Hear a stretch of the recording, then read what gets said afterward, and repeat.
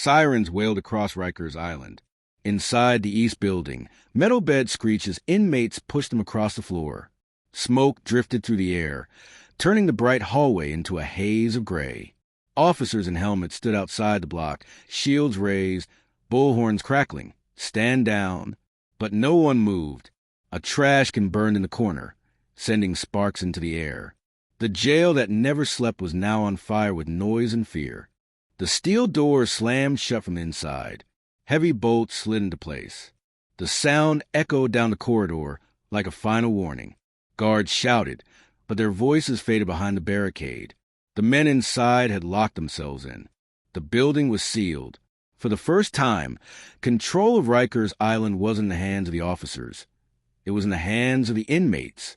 Only hours earlier, the day had started like any other. Buses rolled onto the island, bringing more detainees from city courts. The air was thick with summer heat. Fans hummed, but did little to cool the overcrowded dorms. Men stood shoulder to shoulder in breakfast lines, arguing softly over spoiled milk and missing food. Everyone was tired. Tired of waiting for court, tired of broken showers, tired of being ignored. In the day room, the television played a news story about prison conditions in another state. A few men turned up the volume. "They live better than we do," one said. "Nobody listens unless it's loud," said another. Then a quiet, older inmate spoke, his voice calm but sharp. "They don't hear one man," he said. "They hear 100. The room went silent. That sentence hung in the air like a spark. A cleaning cart rolled by. A mop bucket tipped over, spilling water. An officer told the men to move back, but someone slipped. Shouts followed, quick and sharp. A chair scraped, a tray fell, and suddenly the noise became something else, a wave of anger. A small fire lit near the trash bin. It wasn't big, but it changed everything. It was the moment Rikers Island crossed a line. Metal beds, lockers, and vending machines were dragged and stacked against the door. The sound of metal on concrete filled the air. Someone tied bed sheets together to make a rope. Another waved a towel like a white flag. "We just want to talk," one man shouted. "Nobody gets hurt if they listen." The barricade became both a shield and a symbol, a line between being ignored and finally being seen. Down the corridor, officers formed ranks. Helmets, vests, shields, radios, ready but waiting. The warden arrived. "Hold the line," he ordered. News traveled fast. Within an hour, television trucks and helicopters surrounded the island. Reporters spoke of chaos inside New York's largest jail. The city was watching, and the men inside knew it. By afternoon, a negotiator arrived. Her voice carried through the bullhorn, calm, steady, human. "We hear you," she said. "No one wants harm. Let's talk about what you need." Inside, the men stood still listening. Some laughed, some shouted back, but others, the ones who had lost hope the system would ever listen, began to lower their voices. Maybe this time, someone actually would. Near the phones, a short man named Luis climbed onto a chair. "No fights with each other," he shouted. "We keep calm. No one gets hurt." His voice carried over the noise, firm and sure. Even the loudest men fell quiet for a second. Luis wasn't leading a riot. He was trying to lead a message. "Hands up." "Voices calm," he said. "Make them see." Evening crept closer. The smoke thinned, but the heat stayed. Water bottles were slid through the door, slow, careful, like peace offerings. For the first time all day, the air felt a little lighter. Some men sat, backs against the wall, watching the flicker of red lights outside. It felt fragile, like peace balancing on a wire. Then, without warning, a loud crack split the air. An old duck gave way and crashed to the floor. The noise echoed through the block. Panic came back fast. "They're coming in," someone screamed. The small path they had opened for talk snapped shut. The barricade slammed back into place. Radios outside exploded with chatter. "Hold positions." The negotiator tried again. "No one's entering." "Stay calm," she called out. But fear moved faster than her words. A sheet brushed against a light fixture, flared, then fell. Someone stomped it out, coughing.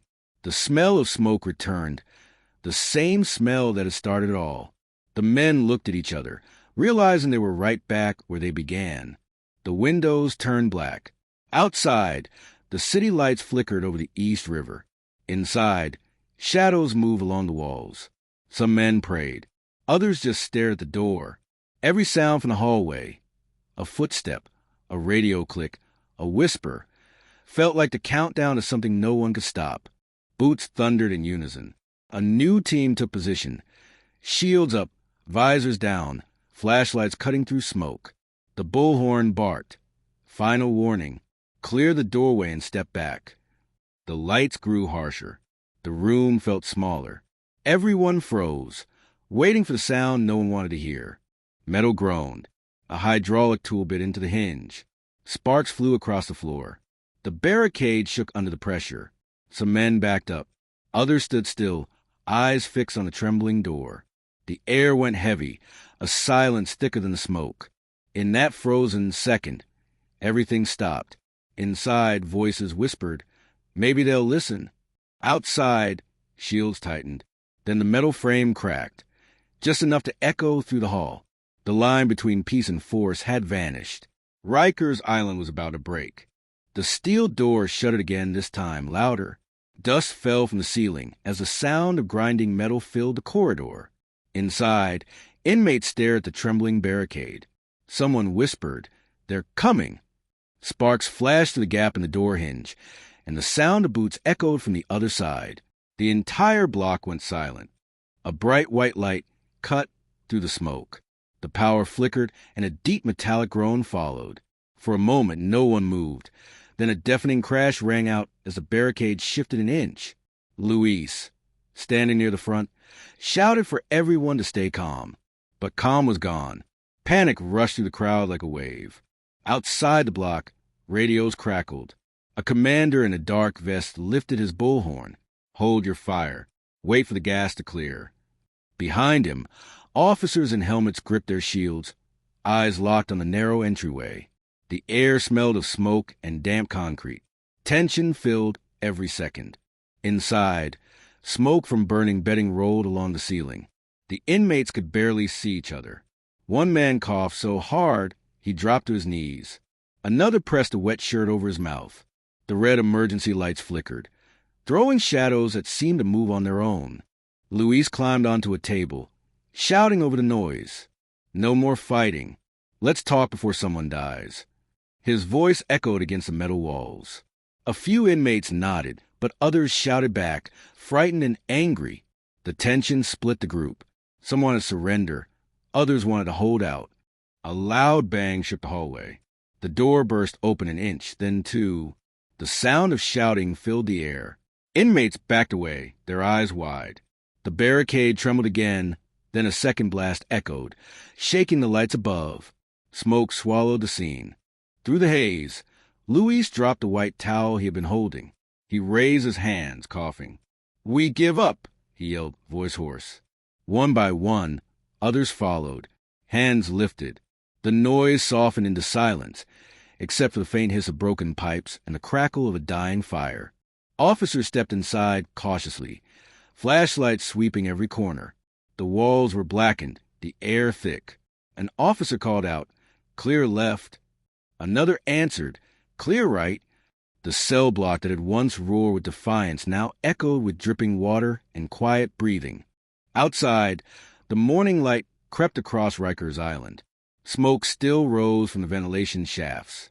News crews crowded the fences. Reporters spoke into microphones as helicopters hovered above. From a distance, the prison looked peaceful, but inside it was broken. In a makeshift command center, officers slumped in folding chairs, faces streaked with sweat. A medic checked on a guard with a sprained arm. On the table beside them lay a list of names. Injured, missing, accounted for. The numbers told their own story. Later that day, Luis and a few others sat in handcuffs against the wall. Their faces were blank, their voices gone. "We just wanted to be heard," one man whispered. Around them, the cell block looked like a war zone. Walls scorched, glass shattered, the air heavy with silence. Teams moved through the wreckage. sweeping debris, spraying water on the scorched floors. Broken pipes hissed. The once bright hallways were now gray and empty. Every clang of metal echoed like a memory of what had just happened. Teams moved through the wreckage, sweeping debris, spraying water on the scorched floors. Broken pipes hissed. The once bright hallways were now gray and empty. Every clang of metal echoed like a memory of what had just happened. That evening, the island grew quiet again. The wind pushed smoke across the dark river. Searchlights scanned the compound one last time. A distant siren faded away. The sound of the city returned, soft, distant, almost peaceful. In a holding room, Louis sat staring at the floor. His hands trembled slightly. Outside the window, he could see the faint red glow of the city skyline. "We didn't win," he murmured, "but maybe now they'll listen." Days later, the media moved on. The fires were out. The broken walls were repaired. Yet, for those who lived it, the officers, the inmates, the families, the memory of that night never left. Rikers Island had been silenced again, but its echoes still lingered.